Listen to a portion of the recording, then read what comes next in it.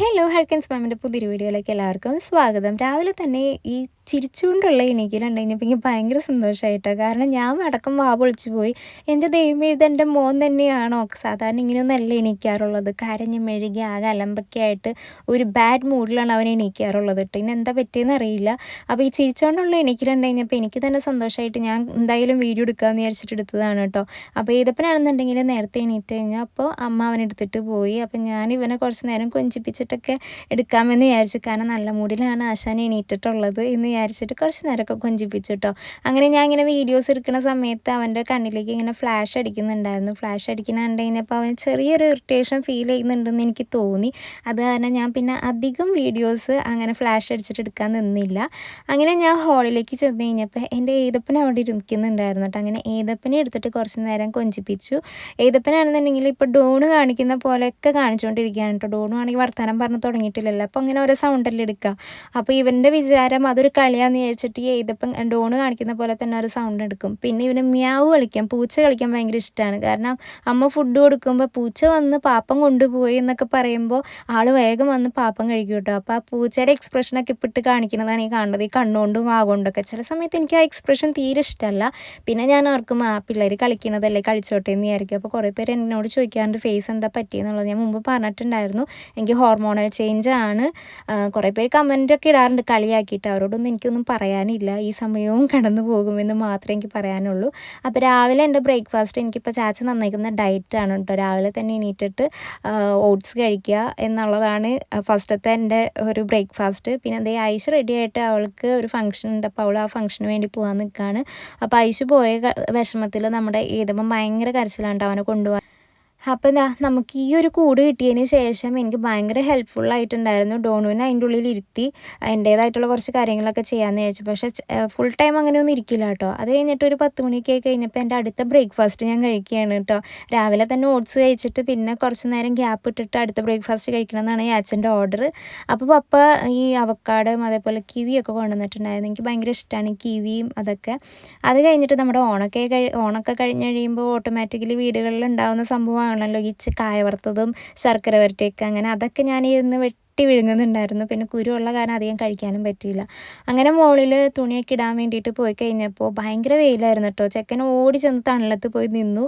വെയിലൊന്നും കൊള്ളണത് ആശാനും ഭയങ്കര ഇഷ്ടമുള്ള കാര്യമൊന്നുമല്ല. അപ്പോൾ കുറച്ച് നേരം തണലത്തേക്കും കുറച്ച് നേരം വെയിലത്ത് പോയി നിന്നിട്ട് പണിയൊക്കെ ചെയ്യും. അങ്ങനെയാണ് കേട്ടോ.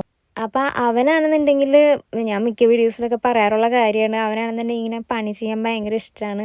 അപ്പോൾ എന്ത് കാര്യവും ചെയ്തോളും, മൂടിപ്പടഞ്ഞ എല്ലാ കാര്യങ്ങളും ചെയ്തോളും. പിന്നെ ചില സമയത്ത് തുണിയൊക്കെ താഴെ കിടക്കും കേട്ടോ. അപ്പോൾ അത് അമ്മയ്ക്ക് വീണ്ടും അലക്കേണ്ട അവസ്ഥ വരാറുണ്ട്. എന്നാലും കൂടുതലും അവൻ താഴെ ഒന്നും ഇടാണ്ട് ഈ അഴയമ നല്ല നീറ്റായിട്ട് ഇടാനും കുടഞ്ഞിട്ടൊക്കെ ഇടാൻ, അതായത് അമ്മ എങ്ങനെയാണോ ചെയ്യുന്നത്, അമ്മ കുടഞ്ഞിട്ടൊക്കെയാണല്ലോ മറ്റേ അഴയമ കൊണ്ടിടുക. അതേപോലെ തന്നെ ഇവനും കുടഞ്ഞിട്ട് അവൻ്റേതായിട്ടുള്ള ഡ്രസ്സുകളൊക്കെ അഴയമ കൊണ്ടിടും കേട്ടോ. വെയിൽ കൊള്ളല്ലേ എന്ന് എത്ര പറഞ്ഞാലും അവൻ കേൾക്കില്ല. അവൻ ഈ പണിയെടുക്കുമ്പോൾ അയ്യോ മോനെ പണിയെടുക്കണ്ട എന്ന് പറയണ കേൾക്കാൻ ഭയങ്കര ഇഷ്ടമാണ് കേട്ടോ. എന്നാൽ എല്ലാ കാര്യങ്ങളും ചെയ്തോളും. ഇപ്പോൾ വെയിൽ കൂടുതൽ കൊണ്ടു കഴിഞ്ഞപ്പോൾ തണലത്ത് പോയി നിൽക്കണതാണ് കേട്ടോ. അതൊക്കെ അവൻ അങ്ങനെ ചെയ്തോളും.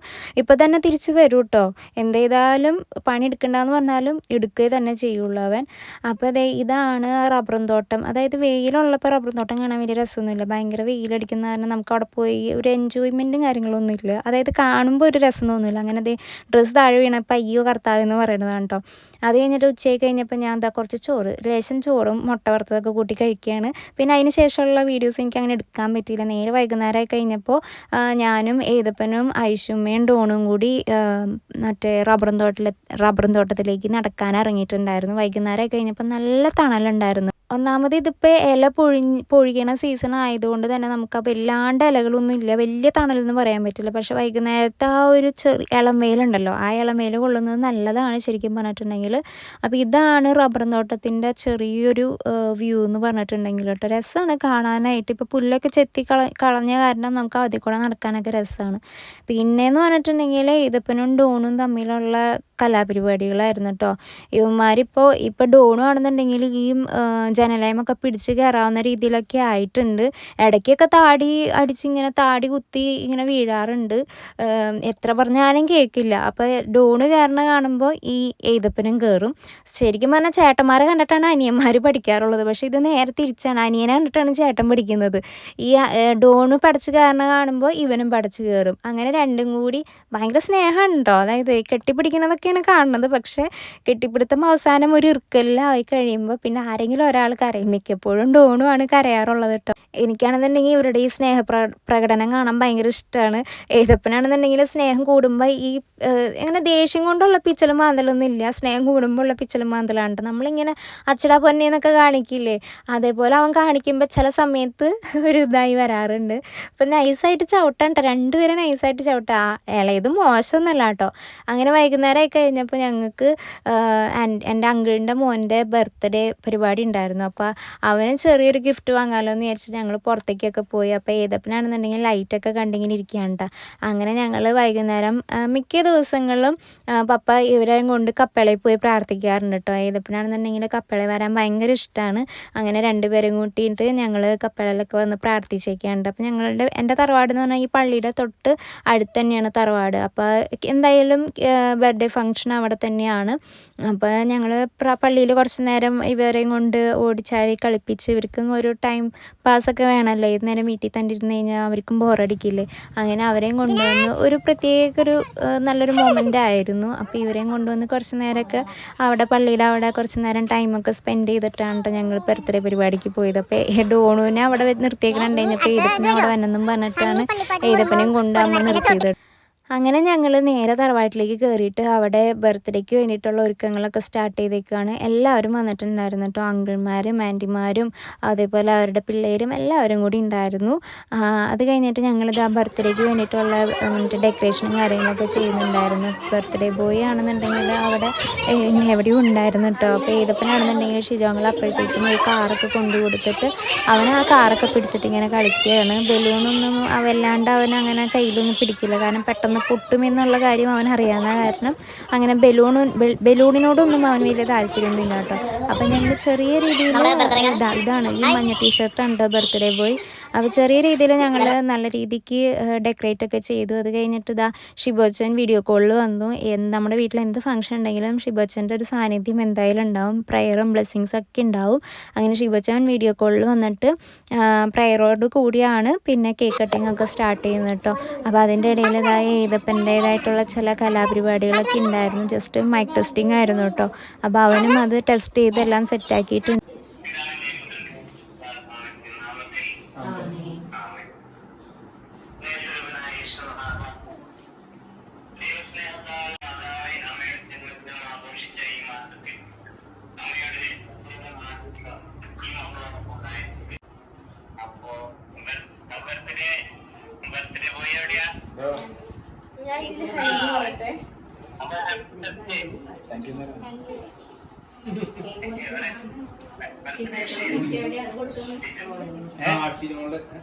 എന്തോ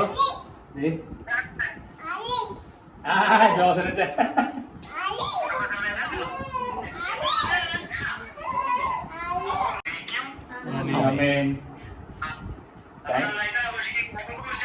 കേക്ക് മുറിക്കാൻ പോകണ്ടേ? Thank you very much.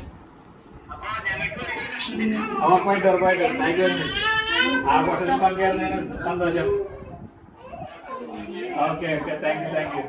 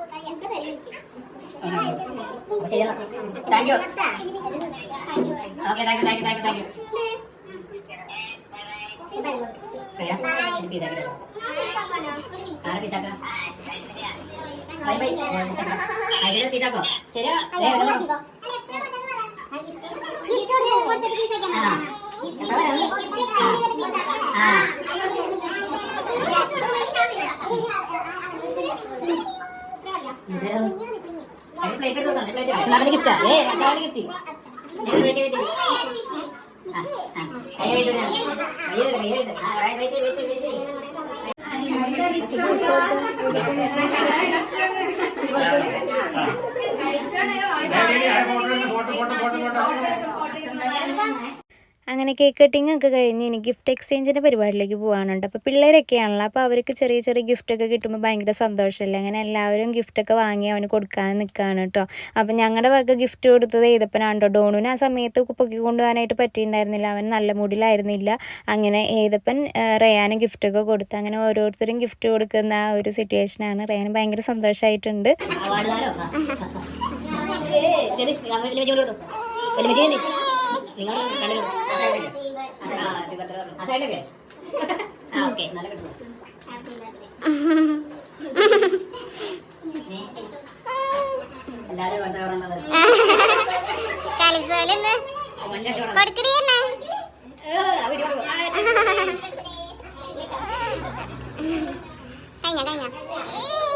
അങ്ങനെ ഞങ്ങളുടെ മെയിൻ കലാപരിപാടിയിലേക്ക് ഇറങ്ങിയേക്കാണ്. ഫുഡ് അടിയാണ് അടുത്തത്.